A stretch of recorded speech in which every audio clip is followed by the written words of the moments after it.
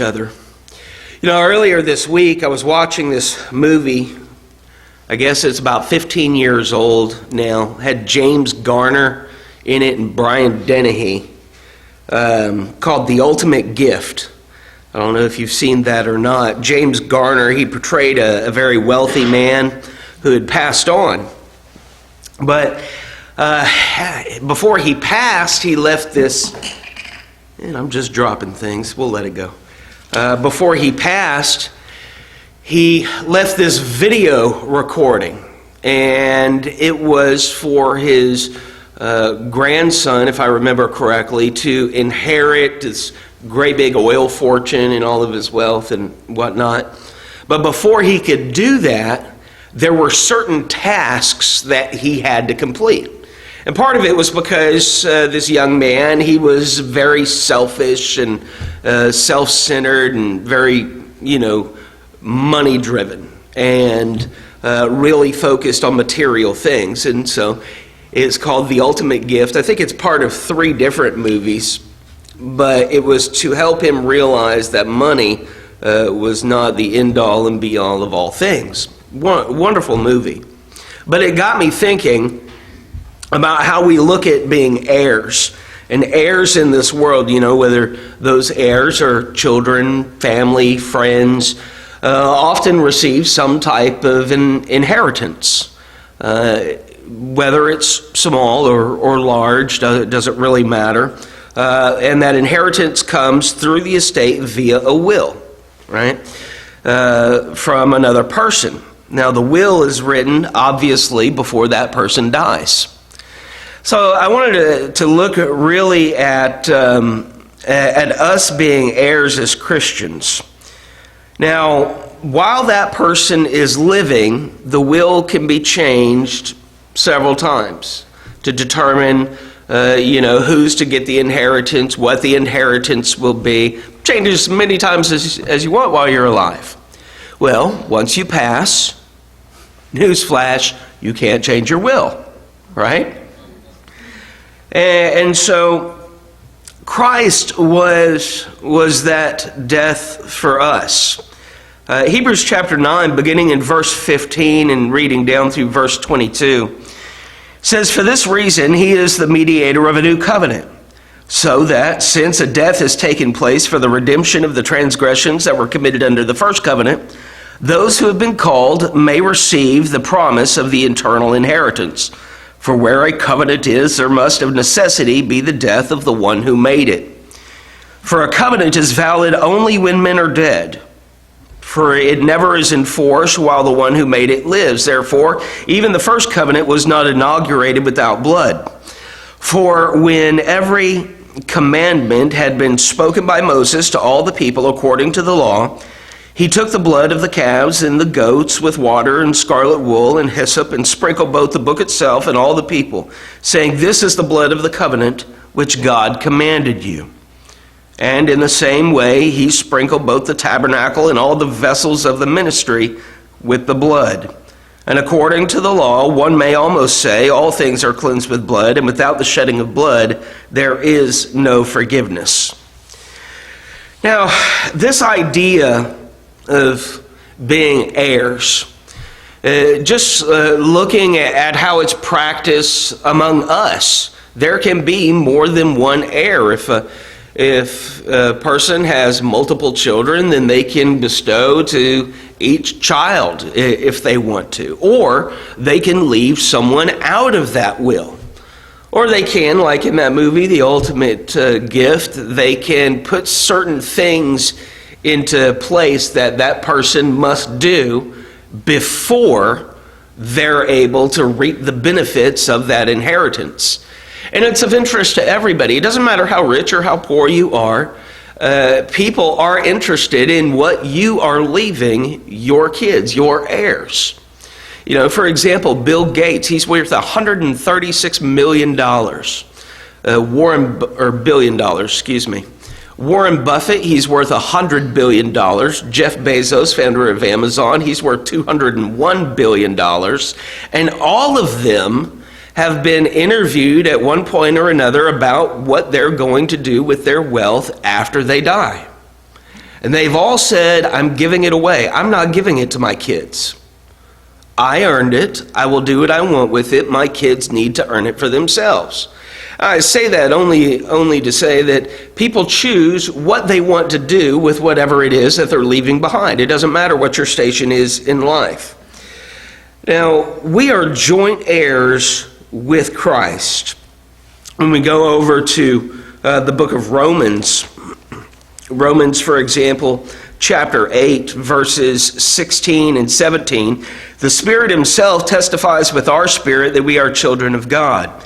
And if children, heirs also, heirs of God and fellow heirs with Christ. If indeed we suffer with him, so that we may also be glorified with him. So we're joint heirs with Christ, but it's only if we do those things that the Father has said we need to do, that we meet these conditions that God says we need to meet in order to receive that inheritance. And what is it that we are inheriting? Well, there are actually a few things. Now, we're not going to go through and read this for the sake of time, but you might want to jot these verses down. The first is that we are heirs of salvation. Hebrews chapter 1 and verse 14. That we are joint heirs with Christ of salvation. We are joint heirs together as sons and daughters of the Most High God toward salvation. We are heirs of righteousness. Hebrews 11 and verse 7. For we are not righteous in ourselves, but we are made righteous through the sacrifice of Christ. And we are refined and continually in that process. We are heirs of the kingdom. James 2 and verse 5. Now that right there tells us being heirs to the kingdom means that the kingdom is not something that belongs to us. And if the kingdom doesn't belong to us, then that gives us no right to change the makeup of that kingdom. Meaning that we don't get to set the rules as to who is allowed and who is not allowed in that kingdom. That has already been set. The will has already been written. Christ has died, and now that will is in effect.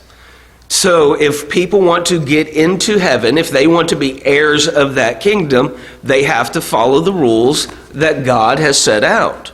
We don't get to change it just based on what we would like, because it's not our kingdom to change. We are heirs of something, not creators of something. And lastly, we are heirs of grace. 1 Peter 3 and verse 7. 1 Peter 3 and verse 7, we are heirs of grace. But elsewhere, Paul, he would write that for by grace you have been saved through faith, and not of yourselves. It is the gift of God, lest no man should boast. So we consider this, and that we are heirs of salvation, heirs of righteousness, heirs of a kingdom, heirs of grace, and we are heirs according to the promise. Hebrews 6 and verse 12 and following there. Therefore, do not let sin reign in your mortal body, but alive to God in Christ Jesus. And do not go on presenting the members of your body to sin as instruments of unrighteousness, but present yourselves to God as those alive from the dead, and your members as instruments of righteousness to God. And he goes on continuing about sin and what have you, but we skip down there to verse 17. But thanks be to God that though you were slaves of sin, you became obedient from the heart to that form of teaching to which you were committed. And having been freed from sin, you became slaves or heirs of righteousness. Because when we are baptized, we have put to death sin. We have put to death sin through Christ. We're not slaves to it, or we're not to be slaves to it any longer. And we are heirs to hope, Titus 3 and verse 7 and following. And what is hope? But we look at Hebrews 11 and verse 1 about faith. It is the substance of things not seen, those things hoped for. So there are several things that we receive as being heirs. It isn't just one promise that God is giving us. He is giving us salvation. He is giving us an opportunity to be in His kingdom. He is giving us grace. He is extending to us a matter of righteousness, or a measure of righteousness by His standard. So many people, though, they'll sit there and they'll say, well, what do I get if I become a Christian? Because they look on television and they see very wealthy people in very fancy dress talking about sow a seed, give a seed, and what have you. Or maybe they'll hold up their Bibles and walk around saying, this is my Bible, there are many like it, but this one is mine, and so on and so forth. But the fact of the matter is that for us to be true heirs to God, just like someone might do today and say, Grandpa, when something happens, now this is very uncouth, so don't do this to your grandparents, please. When you die, what are you going to leave me? What do I get when you're gone? It's rude, and it makes people think of unpleasant thoughts, not only about the end of their life, but also how they might end yours for asking that question. But we don't have to ask that of God, because He's freely told us. He said, if you will come with me, if you will deny yourself, take up your cross daily, and follow me, Luke 9:23. In Revelation, He says, behold, I stand at the door and knock. If you would but open the door, I would sup with you and you with me. He freely tells us what it is that we're to inherit, and yet it's so unfortunate that so many don't want that they don't care about their inheritance. It is the gift of God. It is the ultimate gift, freely given to us. He's not asking us to go off and die on a cross, though in some lands even today people do that.